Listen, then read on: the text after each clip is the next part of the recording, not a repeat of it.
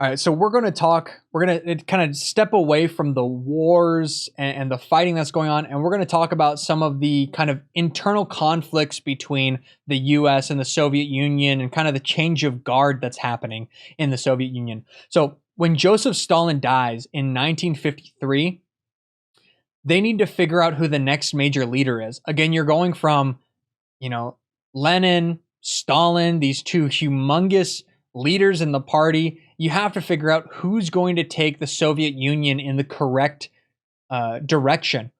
It's this massive entity. They're politically aggressive. They're trying to expand their influence into other countries and spread the ideas. So a man by the name of Khrushchev is going to be the next PM. He's going to be the next leader of the Soviet Union. So we're going to see tensions between the US and the Soviet Union kind of develop, I think is the best way to say it. There are times when it gets better, there are times when it gets worse, and we'll see kind of how that goes on. Now, in the Khrushchev era, we're going to see the development of fear or communist fear, the Red Scare in the United States. So Alger Hiss is going to be a member that was in the government or that was working in the government and giving up US secrets to the Soviet Union. He's one of the very few people that we ever found credible evidence against that he was working for the Soviets. Now you're going to have somebody named Joseph McCarthy. He's one of the senators at this time who's going to take this kind of innate fear and start utilizing it for his own political gain. He is going to kind of be the center example, the center focal point for ousting communists. His idea is because we found one, there must be more, right? We should try to find as many people and oust them, put people on blacklists for socialist or pro-communist views. You'll see him targeting people that were in the film industry because they went to a socialist meeting or they knew somebody that was an ousted communist, right? Just the association with somebody that was negative was seen as career ending for a lot of people. Now we're going to have other confrontations or kind of some conflicts that go on between, some kind of cultural shocks in a way. You're going to have the Soviets perfecting the intercontinental ballistic missiles. Now the reason this is a fear is, back in World War II, the only way to launch or to drop an atomic bomb was to fly over and drop it, right? Makes sense. An intercontinental ballistic missile meant that you could put a nuclear arm on this missile and fire it from your country to another. And this is going to be a lot harder for them to deal with. It means that they could launch from any place too, right? If they were to move a missile into, let's say they move it into Yugoslavia, how are we going to stop it if they're going to drop the bomb on West Berlin or if they're going to drop it onto Belgium, right? It's just makes it more difficult and less predictable where it's going to come from. The Soviets are also going to launch Sputnik, which is the first object to be put in lower Earth orbit, right? This is the first, and it's a shock to people because the Soviets are now taking claim to space, right? They're putting things out in space, and people, because of kind of some ignorance and a little bit of the fear mongering, are seeing just a satellite, right? Just a satellite that's sending a signal out as, the end. What does Sputnik do? Why is it making that noise? Is this going to attack us? Right? There's just this kind of general fear. Now, there's going to be this kind of general conflict going on. There's these small skirmishes that are going to happen.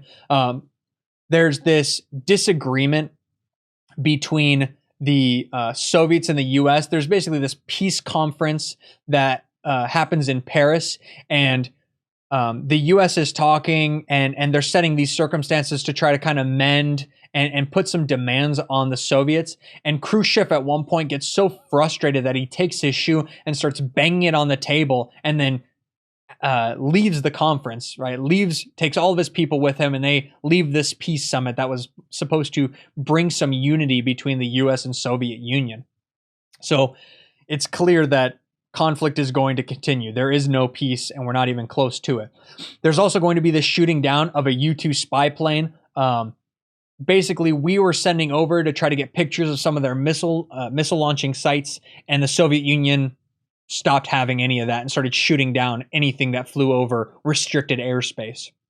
And again, this is out of wartime, and we're firing missiles and anti-aircraft at each other. That's kind of where we're at. Now, with the launching of Sputnik is also the creation of the space race. Now, suddenly, the Soviet Union puts the first satellite into space. Then they're going to put the first person into space. So the race, all of a sudden, is who can be the first one to put a man on the moon. That, and along with who can develop the best and most efficient weaponry, who can have the most weapons, is going to create the most conflict and really characterize the Cold War. So we're going to have JFK. He's going to address the space race, saying, we're going to be the first men on the moon, right? We're going to be we don't choose to go to the moon because it is easy, but because it is hard. And it characterizes the United States' stance that we want to achieve more than the Soviet Union could, right? We're also going to have the creation of the Berlin Wall, because there was that conflict over what should happen with East and West Berlin. There were people working in West Berlin that lived in East Berlin. But what the Soviets realized is that was giving, or what they thought, that was giving these East Berliners, these pro-capitalist ideas, because they were working for a capitalist government, or they were working for capitalist businesses. So what they do is they create this huge wall in 1961, and it splits East and West Berlin. Now, when we say Berlin Wall, it's much more of like a Berlin barrier or a barricade, right? It's a set of defensive fortifications to separate these two places. So you have an actual wall, you have anti-vehicle trenches, you have multiple lights, you have observatories, you have shooting outposts where people can fire upon anybody that crosses, barbed wire, spikes, you're going to have fencing, you're going to have wires. It's all of this kind of stuff. Now, one of the running jokes here is, or what you'll hear in history or political commentary, is regarding what the Berlin Wall was supposed to be doing. Because if the idea was you're supposed to be keeping the West Berliners out of East Berlin, you'd have to take a look at the wall and what it was actually doing, right? The kind of running joke is the fences, right, the barbed wire, the guns were only pointed in one direction. Realistically, what the Berlin Wall was doing was trying to keep East Berliners from escaping to the West, because once they were in the West, they were fine. Nobody was trying to get into East Berlin. People were trying to get out of East Berlin, right? And this is what's going to start a long line of refugee and escapist attempts, right? You're going to have people creating impromptu hot air balloons. You're going to have people doing tunnel systems, making explosives to blow holes in certain areas so that they can run through in the middle of the night. Several people are going to die because of the wall and the separation that it had between the East and West. JFK is even going to address the wall being built. He's going to say, right, the famous speech that he has is "Ich bin ein Berliner," right? I am a Berliner. I'm with you. I'm not going to leave the West just because they want to separate us. Now, one of the earliest conflicts that we are going to have, or one of the, I would say, early failures of the U.S. is going to be in the Bay of Pigs invasion. Now, a little background information. Fidel Castro of the Castro regime, which is still around in Cuba today, is going to replace the Batistas. Now, the Batistas were kind of, they were a dictator, but they weren't as pro-communist as the Castros were. The Castros are going to lead this kind of communist uprising and take over. Well, Cuba is not very far from the United States, and this is seen as kind of a key point of concern, because what if the USSR puts ICBMs or a nuclear device in Cuba? Well, it's going to be almost impossible to stop them from destroying the White House or attacking any kind of government buildings because they're so dang close. So the CIA is going to organize an invasion and assassination using American-trained Cubanos, right? What we tell them is that we're going to give them tank support, air support, we're going to give them naval support and all this kind of stuff. And at the last second, we give up. We decide that if we full on dedicate and this is a failure, that's automatically a war with Cuba. That's automatically a war with the Soviet Union, right? That's seen as an intentional invasion. So right about the time when the Bay of Pigs invasion is going to happen, we pull back our air support. A lot of our ships end up getting crashed into some higher sand coral kind of things that end up sinking some of our boats that were supposed to be naval support. And essentially it's just a couple of American trade Cubanos that are defenseless, right? They just get absolutely obliterated by the communist forces. And the entire time we're trying to save face and not make it look like we're trying to set up this coup. Well, guess what? It's really not hard to figure out who's supporting them when these people have American weapons and there's an American boat off the coast and things like that. So even though we were trying to save face, we basically just screwed over our assassination and invasion attempt of Cuba. And the fact that this entire thing is a failure within 24 hours, that's really one of the most embarrassing things, is that it never even got off the ground. These people landed and were getting slaughtered and turned into POWs before, the end of day. Now, the next big conflict is going to be the Cuban Missile Crisis. To give some background information, the United States had propped up Turkey and Greece. And what we started to do is we started to put anti-missile weapons and some ballistic missiles inside of Turkey. Now, in response to that, and with the attempted assassination attempt of Fidel Castro, the Soviets are going to start moving missiles into Cuba, which is JFK's worst fear, right? That's the closest that they could be. Now, what JFK does is he decides that he is going to blockade Cuba. There's only one problem with that, is that a blockade is an act of war. So if the Soviets were to charge a boat at the blockade, they would either have to shoot the boat, which is a declaration of war, which would start a war between the Soviets and them, or they would have to back down. Now, luckily, with all of this happening, the Soviets realize that it's not in their best interest to start a war. They're doing this to match the kind of position, military position that the United States had in Turkey. So essentially, after some communication between the two, the Soviets back down and pull their missiles out of Cuba, and missiles are pulled out of Turkey as well. So we kind of pull back from war.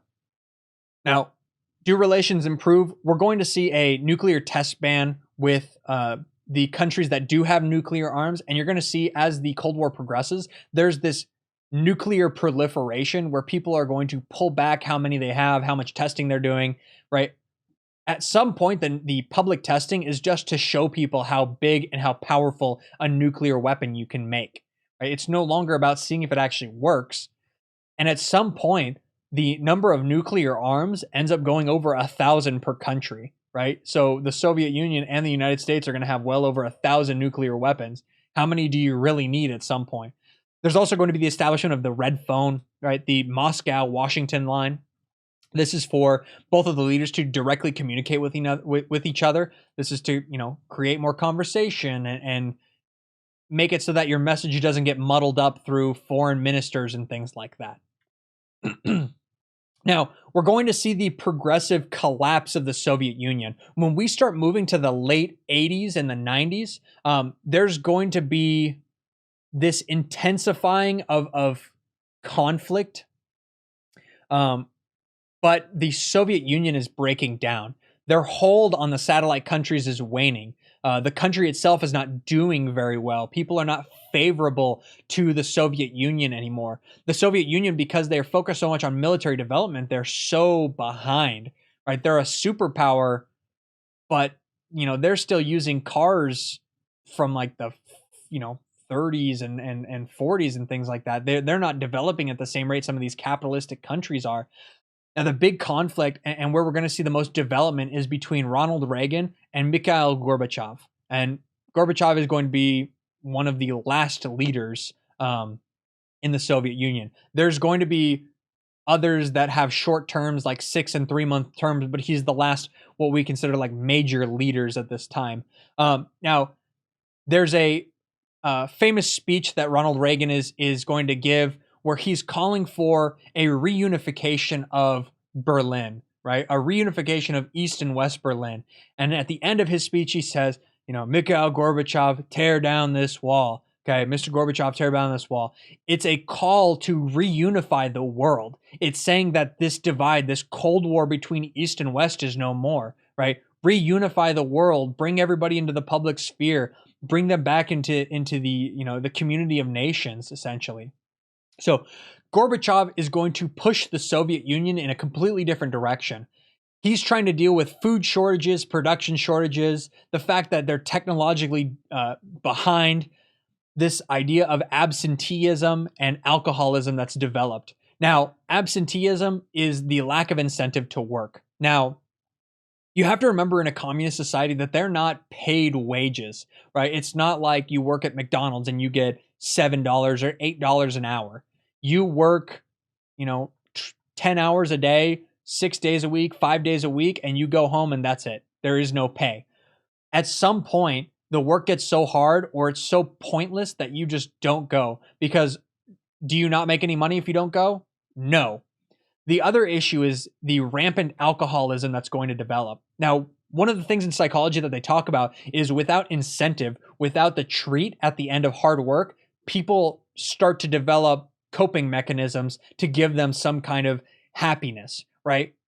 The reason in a capitalist society that people enjoy, or I should say, they work and it gives them fulfillment, is because there is a payoff, quite literally, right? You work for a certain amount of hours, you get the pay, you get the feeling of success that you did something, and you get the ability to buy new things. Well, there aren't that many consumer goods. There's no money going around. There's food shortages. The work is meaningless, right? The only way that people felt anything positive is through the abuse of alcohol. And the other reason is also because at some point, people started asking the government to give them something, right? To give them some kind of payment, some form of payment for their work. And that's when they started giving them rations of vodka and other alcohols. So this is what's also going to incentivize that kind of toxic behavior of alcohol abuse and things like that. That's also where you get this kind of identity or the cultural stereotype of the vodka drinking alcoholic of Russia, of babushka that's drinking bottles and bottles of vodka without feeling a thing because she's desensitized to it, right? That kind of identity, that kind of stereotype is developed in this time period, and part of it is true, right? Part of it is some kind of development. When we talk about technology, all of it was for military or space, right? That's all that the Soviet Union was working for. In fact, some of the only developments that they had in consumer goods was originally Tetris. That's a Soviet Union creation. And another notable one would be the space toilet, right? That's one of the biggest developments that we have out of the Soviet Union. Aside from that, it's all missile silos. It's all rockets. It's oxygen recyclers. That's it. There was no commercial development. During this time period, the United States is going to have TVs, refrigerators, washing machines. All of these things are going to develop and become better and more efficient, where the Soviet Union is still living in the 30s and 40s, right? They don't make life better for their people. So the final collapse of the Soviet Union is going to happen. Gorbachev didn't want to abandon socialism, but he felt that the political corruption that had happened in the country for years and years and years, and the terror of Stalin and that kind of mentality of fear mongering and putting down any political opposition had marred all of the history and the potential for communism. So there's going to be two terms that we're going to use to describe his policies. There's the perestroika, which is going to be the progressive allowance of private ownership of property, the ownership of housing, some businesses. This is, again, moving away from communism and into capitalism. And as soon as you stop, you take the death grip off of people and forcing them to be communists, they'll want to go towards capitalism, which is what happens when people can own their things, when people can purchase things. that's going to incentivize them to try, to work, to move more towards that same system. You're also going to have the glasnost, kind of the public discussion and criticism, the recognition of failures of the past. Gorbachev is going to be one of the first people to openly criticize Joseph Stalin and say that the years of the Stalinist regime were wrong, which is a complete change to the brainwashing that had happened for so long, the tight-lipped approach that the Soviet regime had for so long, saying that Joseph Stalin was the greatest man ever, and he's the greatest leader of our country. These two things, right, the allowance of private property and the opening of broadcast and public discussion and criticism of the government, is going to open the country up and move them towards a development, right? Move them towards the democratic and capitalistic views of the West. There's a couple of cool little cultural icons that will pop up during the Cold War. You're going to have James Bond, right? The classic spy movie, right? In every one of these, it's always, the Russian spy, the Russian bad guy versus the American spy, right? It's the spy novels are going to develop in this time period. You're also going to have the idea of brainwashing, communist brainwashing with the Manchurian Candidate, or the Soviet Union invading with Red Dawn. There's a remake of it where I believe it's China or Korea that invades the United States, and then the U.S. becoming guerrilla fighters, right? What happens if Vietnam was flipped is kind of the concept here. So a lot of these cultural icons are going to pop up. Another one of the big events that's going to kind of mark the end of communism, the end of the Soviet Union, and the end of this Cold War is the fall of the Berlin Wall. Eventually, people started breaking it apart, tearing it down, right? Just like had been called upon multiple times before, right? And this was a symbolic end to the Cold War because this is a reunification of the West and the East, right? These people that had been isolated for so long in the West from the Eastern Bloc, right? From East Berlin, right? Families were able to reconnect, and people were able to meet for the first time on opposite sides. So the official end, right? This is the symbolic end. The official end is going to be the dissolution of the Soviet Union. So we're going to watch, that's going to fall apart, right? You're going to have the creation of these stans, Kyrgyzstan, Tajikistan, Turkmenistan, Uzbekistan, Kazakhstan. You're going to have Ukraine become its own country, Georgia, Armenia, Azerbaijan, Moldova, Belarus, Latvia, Lithuania, and Estonia, all coming and becoming independent nations where they are no longer under the closed fist of Soviet control or Russia. And they're going to have to basically catch up. When we talked about before of the second world countries, all of these countries would be considered second world nations. And if you were to compare a place like Tajikistan or Uzbekistan with a place like Turkey, or even a place like Greece, they're completely different monsters, right? Greece had a booming economy for the longest time, where if you go to a place like Uzbekistan, they're still very far behind and living in this almost Soviet-esque kind of culture frame, right? You have people that are still farming and still barely making enough. They're living check to check. They're stuck in the same place because there's no car in their town. They're very backwards. So being a part of the Soviet Union was better than being a third world country because you got some kind of development, but you're still decades behind any of the Western powers, US, Great Britain, France, Germany, anything like that. You're so far behind that these countries are still trying to develop in the same way that westernized countries have.